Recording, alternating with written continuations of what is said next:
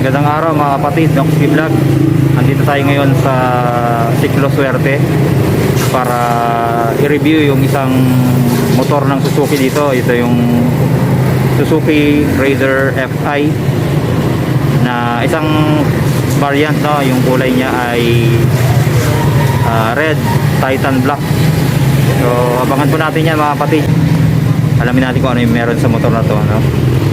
Kaya kung bago ka pa lang sa aking channel ay huwag mo kalimutan na mag-subscribe. Then click mo na rin yung notification bell para updated tayo sa mga susunod na video. God bless po. Noxy Vlog.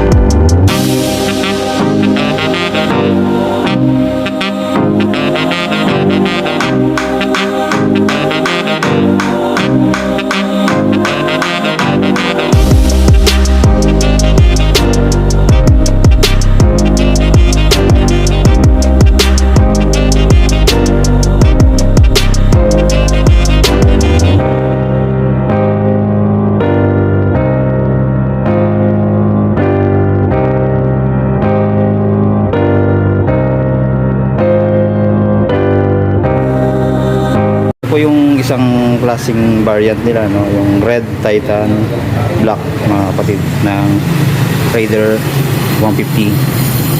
Napaka premium mga kapatid ng kulay nito, parang nagagandahan din ako mga kapatid sa kanyang kulay, no, makikita natin. So dalawa po yan mga kapatid, no, kaisa. So dito ay pagka match siya, no.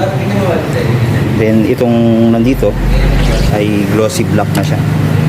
Tapos ayan po yung mga decals niya, no. Ayan. Then may nakalagay Hyper Underbone. So dito sa kabila makita natin FI and Hyper Underbone nakalagay. Suzuki Raider. Yan, no, radiator niya.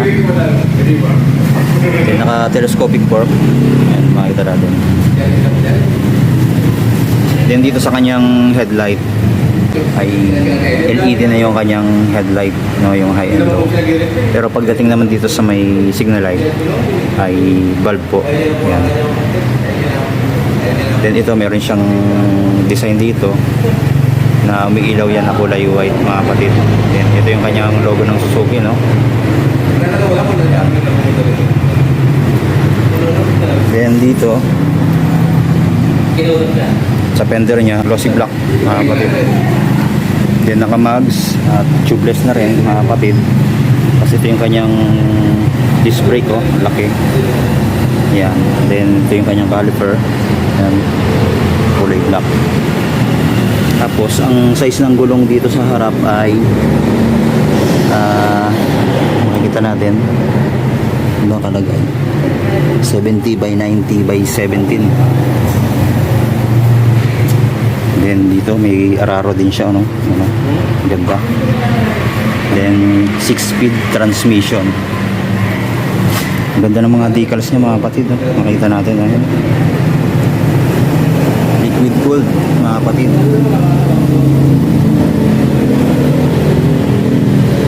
Ito yung preno sa likod, no? Ayan. Tapos kanyang protect sa driver na piplip. Then may kickstart pa rin. Then yung muffler niya, makita naman natin yan, yung forma niya, pang sports na pang sports talaga. Tapos ang size ng gulong dito sa likod mga kapatid ay 80 by 90 by 17. Tapos disc brake din yung sa likod. Then naka tubeless na rin, no? Yan yung maganda dito. Tapos sa kanyang taillight, ayan, so halogen bulb pa rin siya, pati yung signal light. Tapos may ilaw yan dito mga kapatid sa kanyang plate holder, no? Sa yung fender nya, ganda nito mga kapatid. Yan yung grab bar, ito. So kulay black, pero hindi siya glossy, no? Yan sa upuan, yan makita natin, no? Saktong-sakto lang din sa kanyang forma, no? So, medyo madumi lang mga kapatid, no? Yung plastic medyo may dumi lang siya dahil nasa tabing daan lang kasi, no? Pero konting linis lang ito mga kapatid, ay poging-pogi na. Ayan yung logo ng Suzuki. Ito nabubuksan ito mga kapatid, no? Parang mini compartment nya. Kasi dito sa ano, wala nang compartment dito mga kapatid. Tapos yung kanyang panel mga kapatid ay fully digital na. Nandiyan na lahat yung speedometer, odometer, then trip meter, din yung sa fuel gauge, yung RPM niyan dyan, neutral, signal light nandiyan na. Then may selection din ng mga kulay, no, ng panel naman. Dito, ito yung kanyang ignition. Yan. So, standard ignition lang din, pero may anti-theft mga kapatid. Yan. Tapos sa mga switch na ginamit ay premium na premium mga kapatid, no? Yan. Ito yung bukasan ng ilaw. Yan. Tapos high-end niya, turn signal light, busina. Then yung clutch, yan, no? Napakalambot.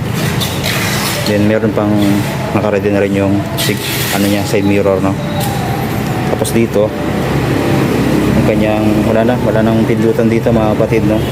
Electric starter na lang. Then yung throttle niya, ayan, no? Ganda rin, malambot. At yung preno sa harap.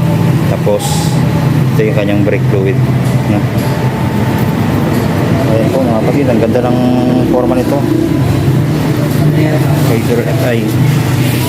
Ito pa rin mga kapatid yung naghahari mga kapatid sa underbone category, no? Yan, ganda yung ano niya dito. Parang may screen siya dito. Yan. Tapos sa makina, makita natin napakalaki ng makina niya. So 4 valves mga kapatid, kaya malakas. Ayan po.